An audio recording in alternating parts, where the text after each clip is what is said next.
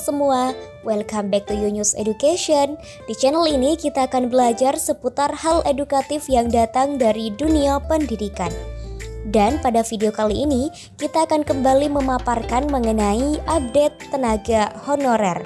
Namun seperti biasa sebelum lanjut ke video, jangan lupa terus dukung channel ini dengan cara klik tombol subscribe, like, komen, dan share videonya, serta jangan lupa juga aktifkan lonceng notifikasinya. Oke baik, langsung saja mari kita simak penjelasan pada video berikut ini.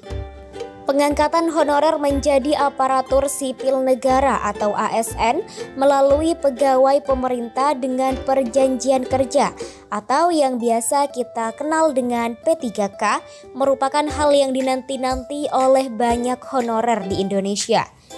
P3K merupakan salah satu mekanisme pengangkatan honorer menjadi ASN yang disediakan oleh pemerintah. Pada video kali ini kita akan membahas lebih lanjut tentang pengangkatan honorer menjadi ASN melalui P3K yang dicanangkan oleh Wakil Ketua Komisi 2 DPR RI. P3K adalah jenis perjanjian kerja yang dibuat oleh pemerintah dengan tenaga kerja yang bekerja di sektor publik.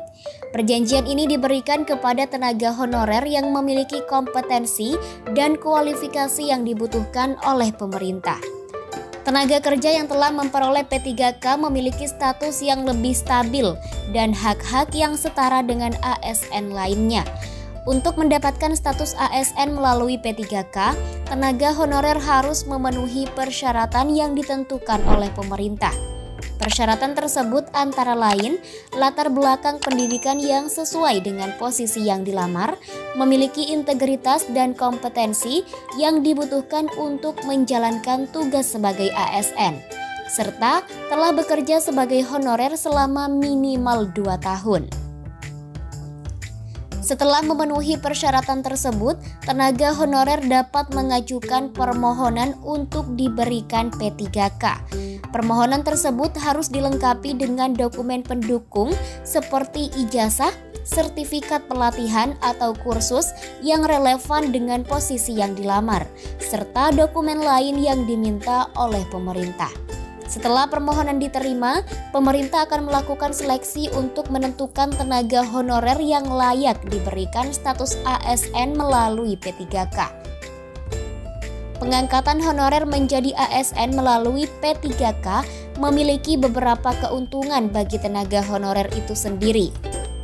Keuntungan yang dimaksud pertama adalah mereka akan memperoleh status ASN yang lebih stabil dan hak-hak yang setara dengan ASN lainnya.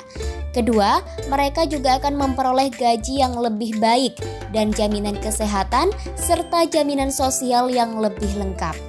Ketiga, P3K juga memberikan kesempatan untuk pengembangan karir yang lebih baik di sektor publik.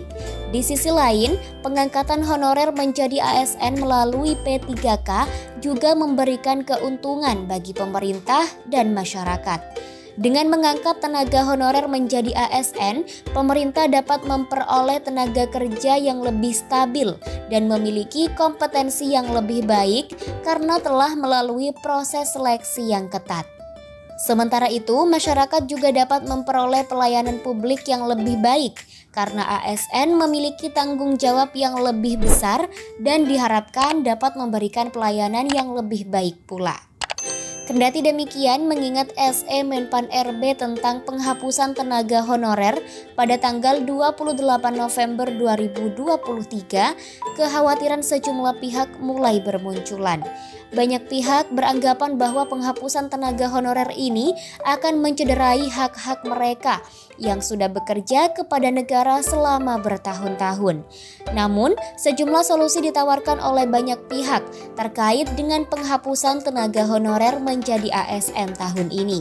Melalui Wakil Ketua Komisi 2 DPR RI, Junimart Girsang, mengatakan bahwa pemerintah akan mengatur tenaga honorer diangkat menjadi ASN P3K menjelang 28 November 2023. Dengan ini, artinya bahwa pemerintah akan memberikan kembali ruang bagi tenaga honorer agar bisa bekerja dan tidak ada PHK massal. Semoga kebijakan tersebut segera terrealisasi agar tenaga honorer di Indonesia mendapatkan kesejahteraan layaknya ASN pada umumnya. Sekian, sampai jumpa di video Yunus Education berikutnya.